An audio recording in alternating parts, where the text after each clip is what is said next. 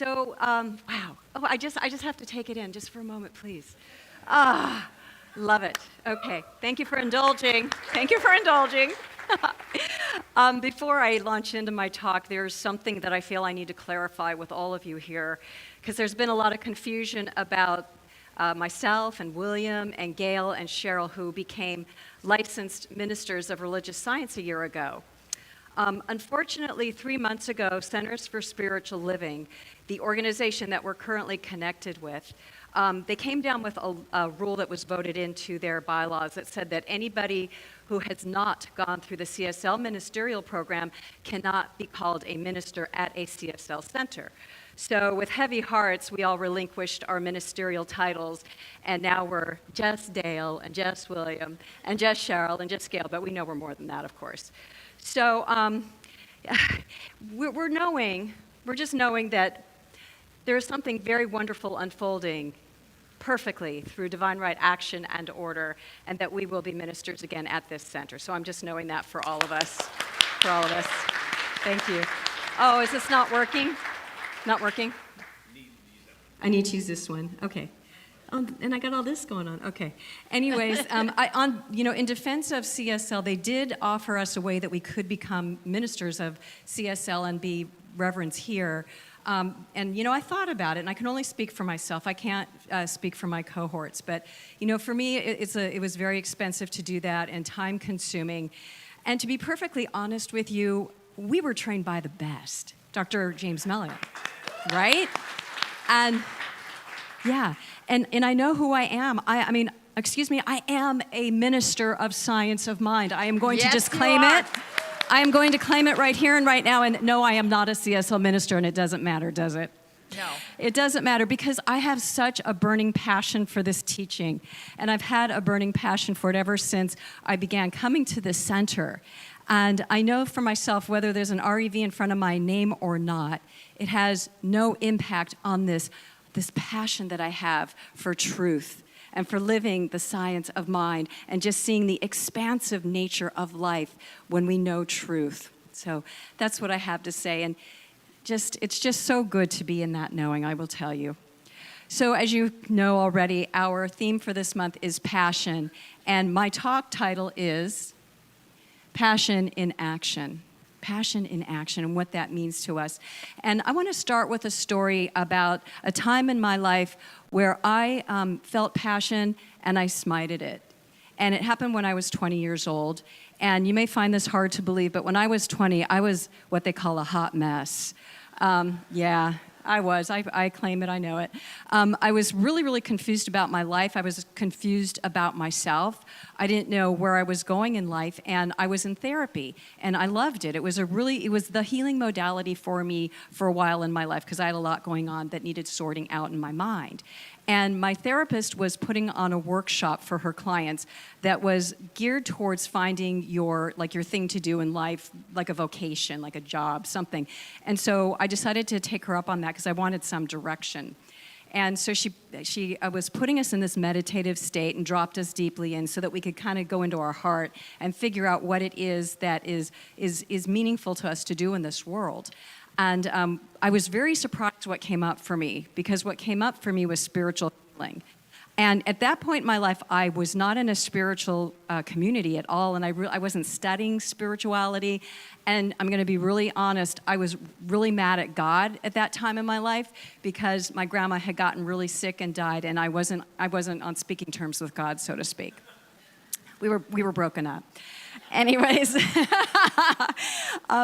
but so when this came up for me, it was just this feeling in my heart that felt so right, even though I knew nothing what spiritual healing meant. But I knew I had hit something really, really golden inside of myself. And so I left that workshop just going, wow, I just touched something really important, and I want to kind of sit with it and see what I'm going to do with it. And as many of you know, I was brought up in a Jewish home, and my parents I love them. I've done all my forgiveness work around this, by the way, so don't think I still have work to do. I've done it. But they they were really achievement-oriented, and they wanted my sister and I to go to college and get a good job and be able to make a lot of money and have a good life where we could do all kinds of great stuff. And I love that they held that for us. And so I was contemplating this conversation I was going to have with them about this newfound thing that was coming up for me. And the more I thought about it, I realized that conversation would not be good. That would not go well at all, right? They're sitting there going, okay, what college is she going to go to? Maybe she'll go into teaching or be a lawyer or something really great. And I say, hey, I want to quit college and I want to be a spiritual healer, Mom and Dad. That would not be good. And I didn't have the courage inside of myself or the knowing that that was my path. It was only something that was starting to come up for me.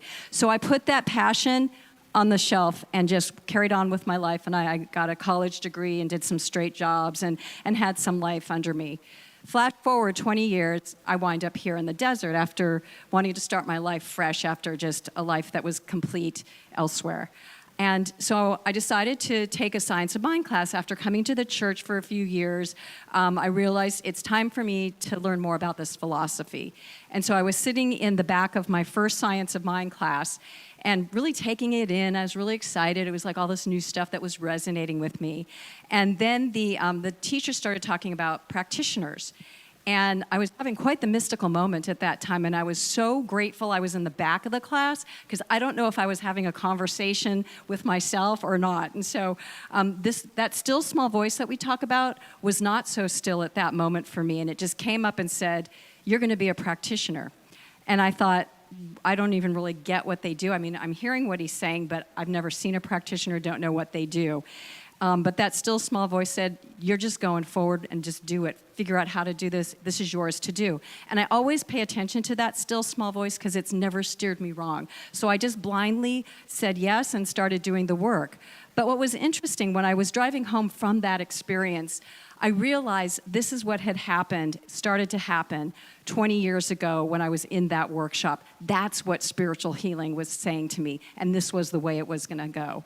So that was really exciting for me. And I stand here talking about this story to you because I think a lot of people have a passion that starts to rise up, and we put it down. We say we can't, or we have people in our world that say that's stupid, or you're never going to be able to do that. And where we are in our world right now, I think it's so important for us to pay attention to those passions. Pay attention to them, because we're in a world right now where old structures and paradigms are no longer supporting our evolution. And so it's so important for us to listen and listen carefully and feel what our hearts are telling us, and let that be stoked to come up for you, because when we all listen to that and bring it into our world, we're going to rise up together and we're going to create a better humanity for everybody. Right? Yeah. And right? And what if, I think about the the inventors of our world, the Wright brothers and Edison. Look what they were doing. They had an idea that was laughed at, and they went with their passion, and they created something that hadn't been created, and look where we are today. So I think we should all, see the value that you have. See that you are connected with a source of life that has unlimited ideas, and it's for us to draw into if we're being called to it and bring it forward. And you'll always get support for it here at this center. That I will tell you. So I just want to give you a quote by Wayne Dyer. He defines passion as this. He says, passion is a feeling that tells you this is the right thing to do. Nothing can stand in the way. It doesn't matter what anyone says. This feeling is so good that it cannot be ignored. I'm going to follow my bliss and act upon this glorious sensation of joy. That's what it's all about. And doesn't that feel good? Doesn't it feel good?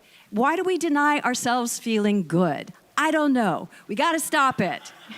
We got to stop it. And when I think of good, I think of this idea of God, because for those of us that may be more old school and study Emma Curtis Hopkins, who's one of my favorite New Thought people, good is God. And that is ours to live into. And I think that passion is all about our source energy, what Reverend Laurie was talking about. It's that source, that life. You can call it God, you can call it spirit, you can call it the great quantum field, whatever works for you. We are all that energy, that creative energy, that life source. And nobody is outside of that. We are all it. and how important it is to realize that that's how your passion communicates to you, or for the infinite universal mind communicates to you, is through your heart and through your passion. And so it's time to ignite that and let it be our life and our life flow. That's what it's about, and listening to that. And I think it's so important.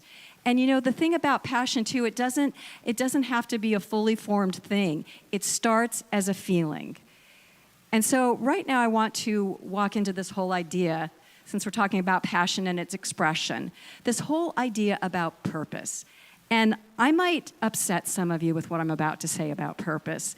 And I'm going to tell you from personal experience with purpose, because I was one of those people for decades. I'm going to tell you decades. I was so fixated on finding my purpose. I read books, I took classes, I had so much stress around, I have to find my purpose. And I get it. There are those of you out there that might be in that space. And I honor you because it's good, because you're wanting to hook into your passion. But what I see, I think we got it flipped around. I think first we need to find our passion. Our passion, and I mean passion as an energy, passion as a feeling state, passion as an unobstructed energy of that one heart of spirit that we all are, giving it reign to come free and be expressed. We start with the energy of it. And you know, we're teaching that in quantum physics. When you are in an energetic frequency, a vibration, that is being put out in the world, and that will be manifested in so many different forms, in relationships, in careers, and all sorts of things that will resonate with that passion energy. And so it's so important to start with the energy of passion. Now, I'd like to ask, how many people saw the movie Soul? It's a yeah, okay, not everybody, okay. Well, I encourage you to see it. And I'm going to talk a little bit about this movie, Soul, because it brings forth, through this wonderful little Pixar Disney movie, this idea about it all being about passion and not purpose. So this story is so cute. It takes place, I'm not sure where, but we've got the main character is Joe Gardner. And Joe Gardner is a pianist, a jazz pianist, and he hasn't really found success as a jazz pianist. He's teaching school, but he really wants to be in a successful, popular jazz band. And so he finally gets his big break. He gets connected with this woman who's an amazing jazz vocalist, and he gets to be part of that ensemble. The unfortunate thing is, before he has a chance to do that, he has a near-death experience. And so he ends up falling into this afterworld. He's on the great conveyor belt that's going to the great beyond, and he's running in the other direction because he does not want to miss out his big break, you know. So he's trying to go in the other direction, and he ends up winding in this whole other afterworld place. And this place is populated with little souls that are getting ready to incarnate on planet Earth. And so he strikes a deal with one of these creatures. I don't even know how to describe them. They're just these odd, look like people, and they got lines and stuff. And they strike a deal with him, and they say, well, we'll let you stay here, but you have to be a mentor to this little creature, this little soul that is missing one of the parts that he needs to be able to incarnate on Earth. And that part is his spark, passion. Get it? That's where I'm going here.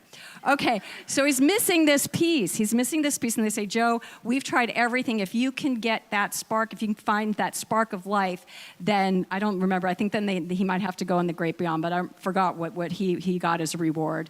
But anyway, so Joe takes it on. And so he's, this little thing, by the way, they're trying to get his spark inside of him. So by teaching him about things he can do and be, like he could be an orator or be an artist. And all these things weren't working for her name is 22, by the way, great number. So 22 is totally not motivated by any of these things that are being taught to her. So Joe tries what he knows as being his most passionate thing, which is the jazz piano. And that wasn't working for 22 either. And so what ends up happening, Joe really wants to get back to Earth. And so he and 22 set out on this journey, and they find this person who is able to bring people back onto Earth. And so the portal opens, and they see Joe in a hospital bed with a therapy cat on the bed with him. And so something happened, and they both go down into the hospital room. However, Joe incarnates in the cat, and 22 incarnates in Joe. And you have a whole adventure, a fun adventure in Disneyland, consciousness of their being on planet Earth with Joe as the cat and 22 as as Joe. But what ends up happening is super cool, and I'm just going to cut to the chase. What ends up happening is that 22 realizes what Earth is all about. It wasn't about being something, a painter, or being an artist, or being a writer. It's about life. It's about the zest and the joy of life. It's about the cry of a baby. It's about a leaf that falls from a tree into your hand. It's about rainbows. It's about sunsets. It's about love. It's about just being alive. And that's the spark that 22 needed. I'm not going to tell you the rest of the story because I just wanted you to have that chunk. But there was a really great line in the movie, and it was this one of those beings that kind of controls everything said this to Joe, because Joe also thought that passion was about, and spark and passion were about what you do. And so Joe said, well, my spark is a jazz pianist. That's what my spark is. And this being said, no, a spark is not a soul's purpose. Your soul's purpose is your meanings of life. It is very basic. And I emphasize it is very basic because I think we get so complicated with what we think our life is supposed to be. And we use our head. We go to our head to try and figure everything out. Not that the head is not useful. I don't want to say it's not useful. But the heart is what needs to lead. The passion needs to lead. When the passion leads, then the universe is going to act upon that feeling state and bring the most glorious expressions of your passion into your life experience. So my point is that it's not about what we do, it's about being. Ernest Holmes has this fabulous quote from his book, This Thing Called You, which is a marvelous book. It just really drops you into your soul. And it drops you into just really understanding who you are through his beautiful poetry and his prose and just the way he writes. He really gets into kind of reminding us of who we are at that soul level. He says this: the desire you have to be something, to do something, is a mental echo in your mind of the spirit which already exists within you. It is an impact of your divine and spiritual self upon your mental or psychological self. It is the spirit in you seeking an avenue of expression through you. It is the real self you would like to be, the deep spiritual self, having all knowledge, having access to all power, being one with life. So it really is not about these things in life that we say, that's my passion, that's my passion, that's my passion. Those are just showing up for you because of what's in here.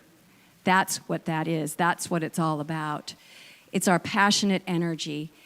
And I know a lot of people that I know this last year, and gosh, maybe more than a year, I know a lot of people have lost a lot of loved ones in their lives, whether it was to COVID or something else.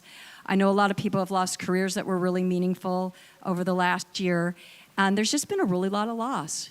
And I think with loss, our passion sometimes goes dormant, because we see in this world out here that there's nowhere for your passion to go, and everything that meant something that opened your heart up is gone. And I know how hard that is. I'm with you. I get it. Been there, done that. And it's important to honor that. It's very important to honor that. It's important to grieve that. But you know what? It's also really important to reignite your heart and reignite your passion. Because as long as you are here on this plane of existence, you are in life. You are in life. And you have been given a gift to continue in this life, even though, and I know, even though it can get up to be a bummer sometimes. I get it. I get it. But we have a heart that's beating. We have a soul that is thriving. We're here to be in this thing at this time, to be who we are, to be that unobstructed energy of spirit that is life, that is love, that is joy, that is the allness of the universe.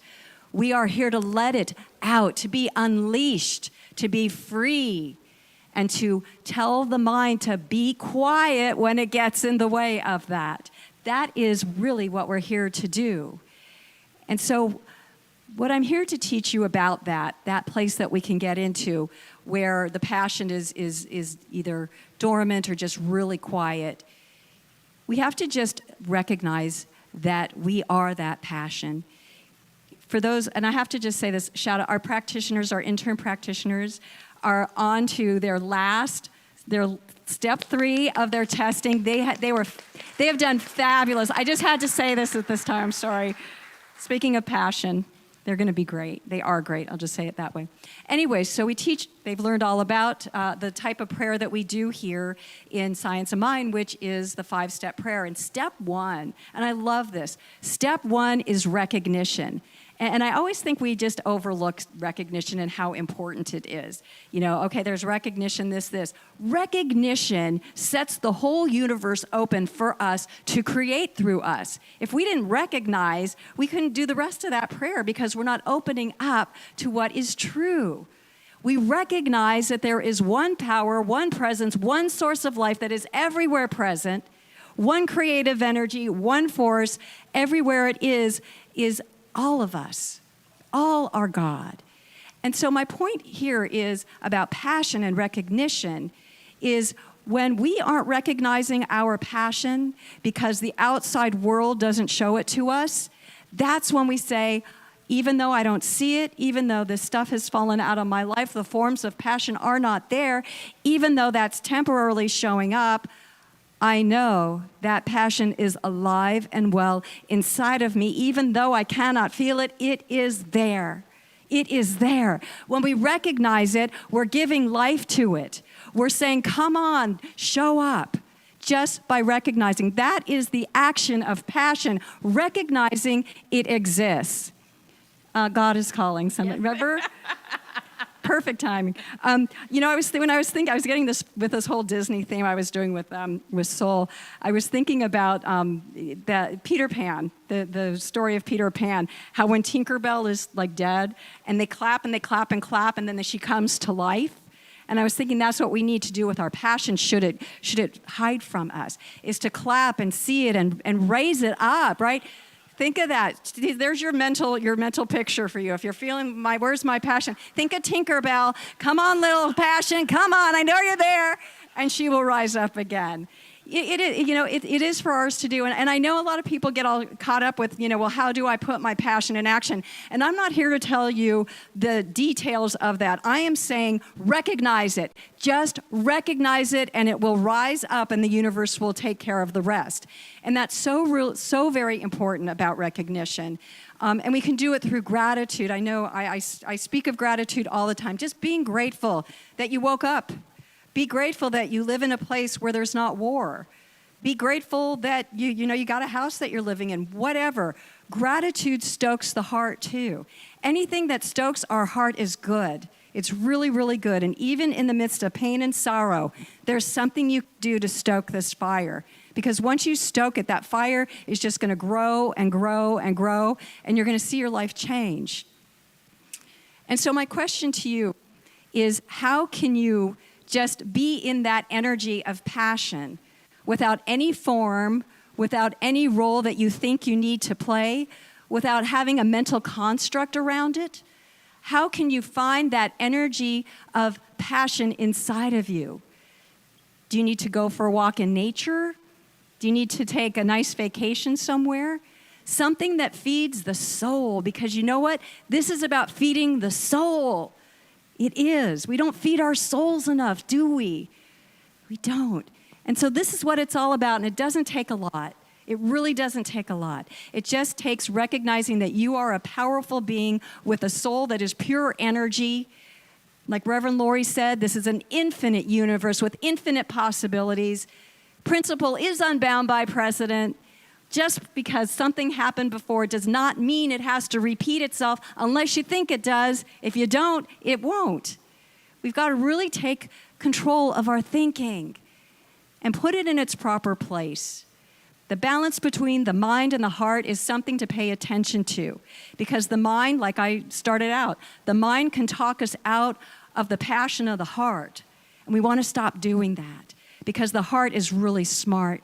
it is really smart, I'm telling you. And if you can develop a better communication system with your heart, if you can trust yourself, your still small voice, trust it, listen to it, it is going to guide you beautifully through your life, absolutely beautifully. But you've got to recognize its wisdom and recognize the passion that you have always. It never goes away, never goes away. So we need to come alive. We need to come alive. Do you like the song? I chose that song, by the way, Come Alive. I was asked, I know. Dr. James, Dr. James says, you're going to choose the song for you. I want you to figure it out. And it kind of just came to me. And it's so funny because I was telling somebody, I don't know if it was Jerry Lynn or somebody was talking to me about my music selection. And they said, they go, usually our songs before the talk are a little quieter than that. And I thought, well, I'm not quiet, and we're not doing quiet for that. I mean, sometimes I'm quiet, but I really wanted the energy to be up, and I wanted you to hear what was being said about coming alive. That part of you that we might say, not now, or that we might think that's not good enough, or that's a freaky thing, or that nobody else is doing that, I can't. We gotta let that come alive. We've got to be that soul that we are. It's so important. And I love this one part of the song is, come alive, go and ride your light. Let it burn so bright, reaching up to the sky, and it's open wide. And I think that stanza just encapsulates everything that I'm trying to tell you today, which is to allow yourself to come alive, to ignite the fire of your soul and your passion, to come forth, to shine brightly, to vibrate at such a high frequency that your good and your passion is going to show up so big in your life just by activating the knowing. That is passion in action. It starts with you. It starts right here. And we all have the ability to ignite that fire. It's for us to do. And so as we leave today, I just want you to think about your own life and your own heart and whatever you need to give your heart to strengthen it, to be more powerful. We teach you a whole lot here on how to do it. We've got practitioners, intern practitioners, soon to be licensed practitioners. We have so many people here that will teach you and remind you about your beautiful heart. They will tell you how important it is to connect with it, to unleash it, and to be everything that is on your heart to live into this lifetime. And so with that, I'm going to say, have a great afternoon. Thank you for listening to me. Follow your heart, follow your passion, unleash it, and just let that universe show you where you're going. Thank you very much. Namaste.